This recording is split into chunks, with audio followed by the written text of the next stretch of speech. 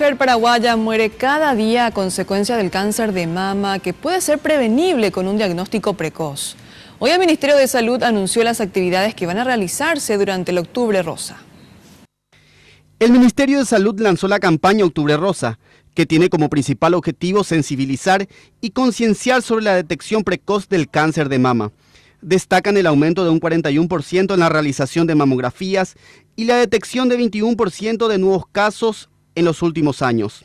Un leve aumento en lo que respecta al cáncer de mama, a muerte por cáncer de mama en nuestros servicios de salud a nivel nacional, porque precisamente han aumentado también los diagnósticos de esta patología.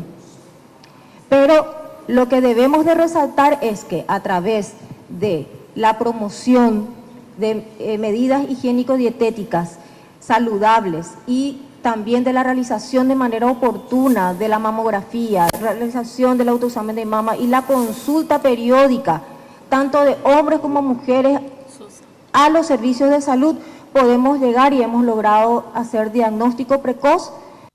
Desde el año 2009 está vigente la Ley 3803, que obliga a las empresas a otorgar permisos laborales a mujeres para realizarse los estudios de mamografía y Papa Nicolau una vez al año. Solo deben presentar la orden de estudio. En donde todas las mujeres tenemos que entender y comprender de que en nuestras manos puede estar la solución de la detección.